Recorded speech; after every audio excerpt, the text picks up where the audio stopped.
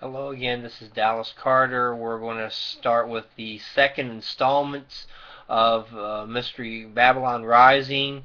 This time I'm going to share with you some insights concerning the worldview of Mystery Babylon, the basic philosophy behind the Mystery Babylon cults. Uh, to understand it, help us to understand its origins. Babel was the location of the original mystery cult. When God confused the languages, the people scattered in different groups according to their language. In the evolution of the religions of the world, there emerged two forces.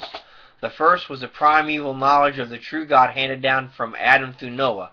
The second was that of Mystery Babylon. The makeup of the newly formed religions would be a product of which impulse was stronger.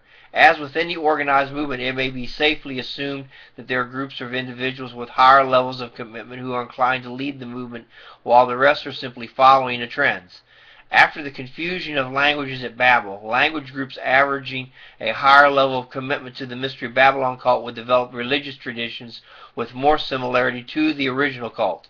It would also follow that groups settling in close geographical proximity to Babel would have more similarity to the original cult.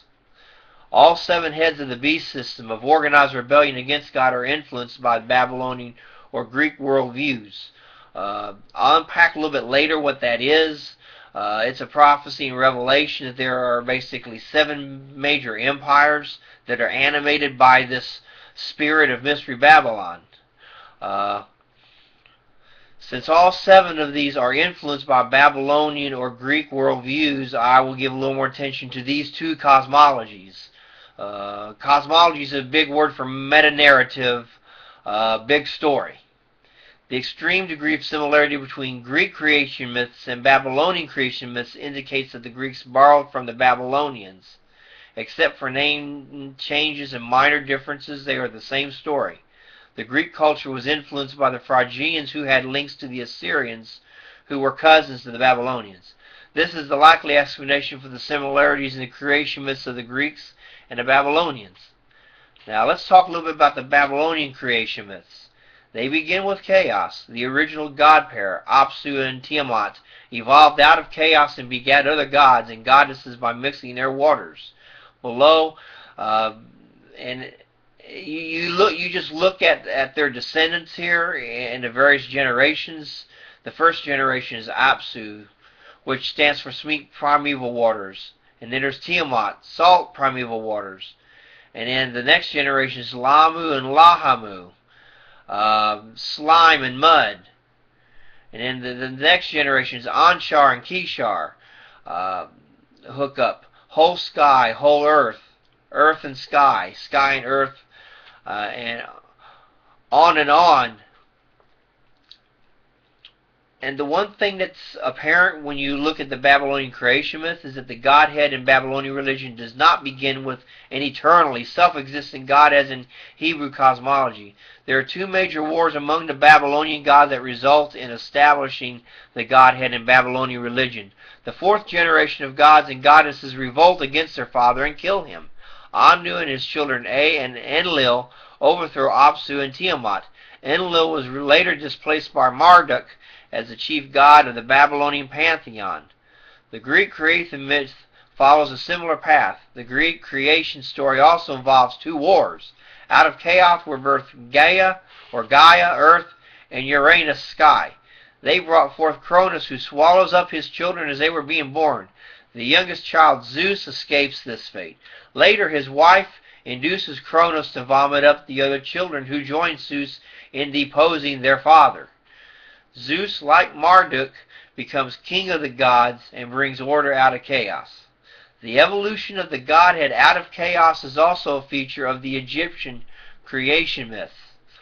An almost universal feature of not only Babylonian and Greek religion, but of all ancient religions, is the mother goddess cult. There would be worship of a mother goddess who was symbolic of the earth.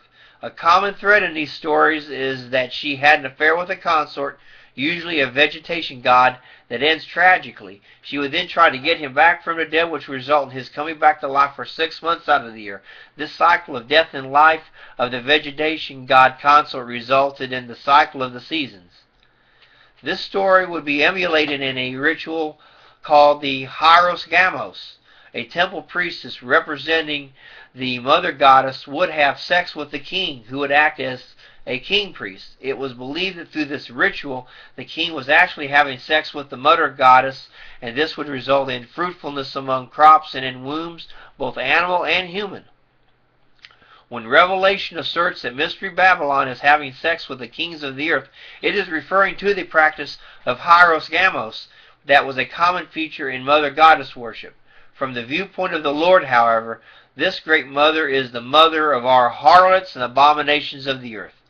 In the initial stage of the development of the Mystery Babylon religion, the emphasis was on the stories and the rituals.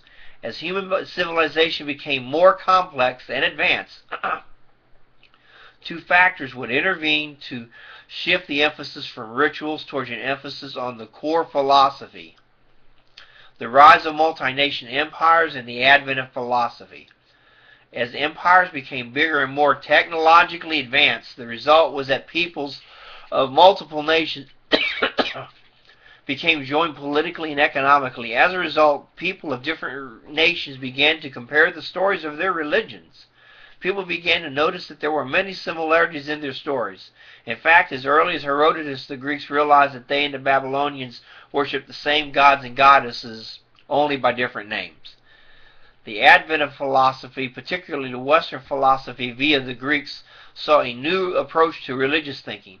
People began to use logic and critical thinking to distill a worldview or cosmology from the stories. The following elements can be distilled from the creation myths spawned by Mystery Babylon. First point, the primal gods emerged through evolutionary processes out of chaos. 2, the primal gods were overthrown by their descendants by revolutionaries who then create the physical universe. One of these gods is a great mother goddess who has sex with a consort who dies and is raised repeatedly to power the seasons.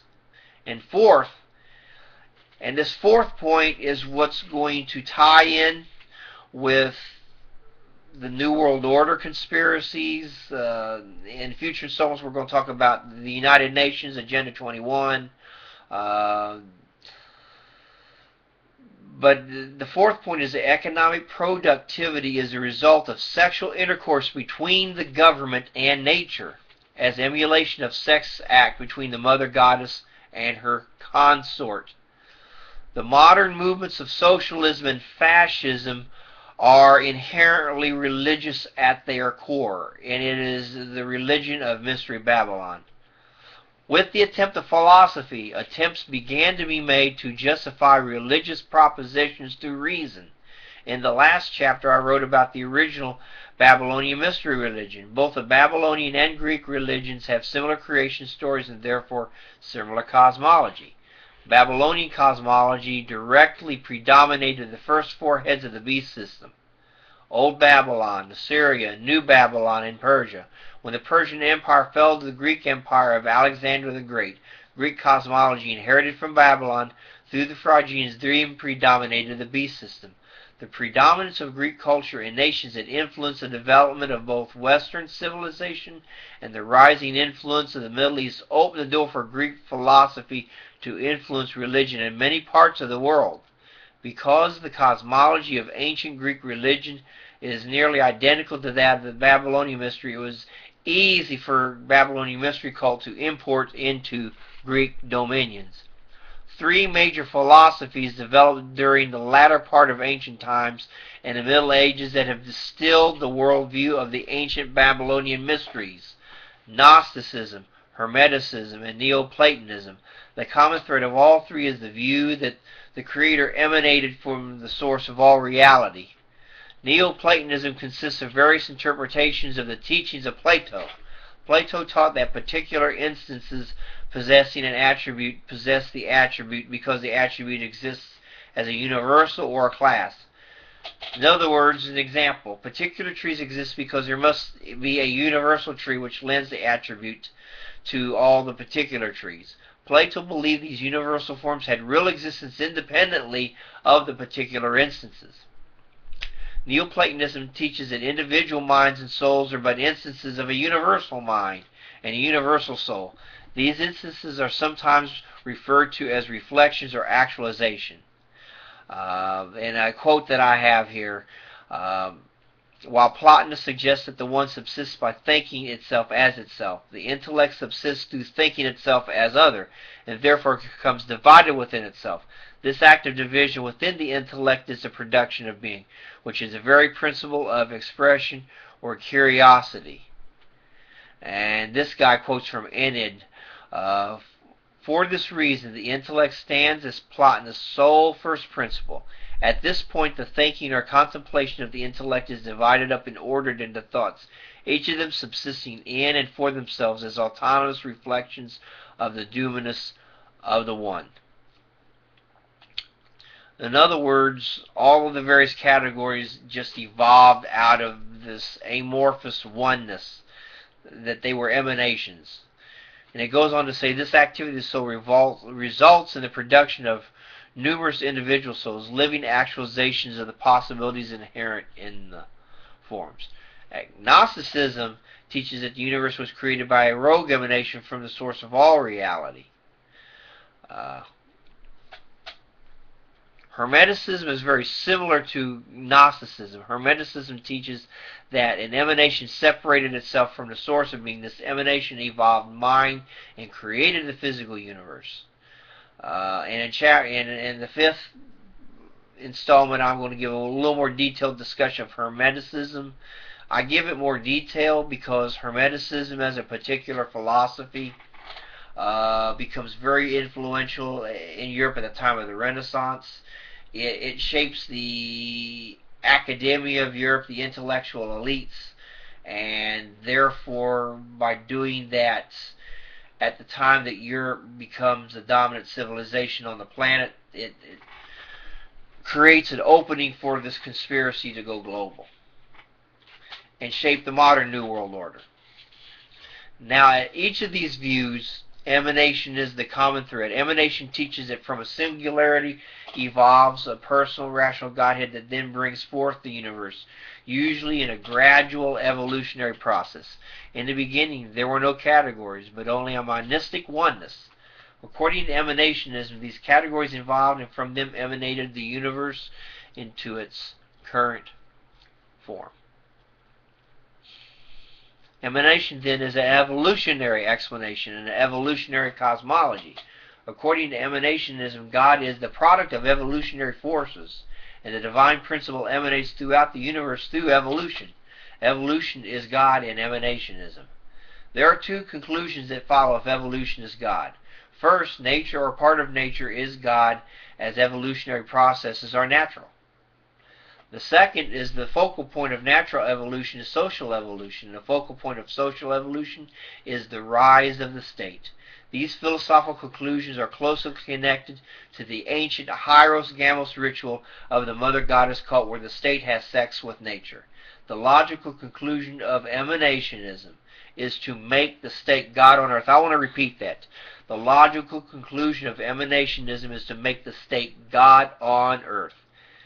Statism is the religion of Mystery Babylon. Its end point is to make the state God on earth. It's going to end with a global government being worshipped as God, and with a coming world leader being worshipped as God on earth. In other words, the biblical description of the beast and the Antichrist in the end times is simply the logical conclusion of the worldview of Mystery Babylon. It's where it leads. It's where it must lead. It cannot go anywhere else based on its logic. And that's all I have for this time. A little bit more than last time. The next time around, I'm going to be going into Chapter 3, the third installment, and I'm going to talk a little bit more detail about the birth of Mystery Babylon at the Tower of Babel.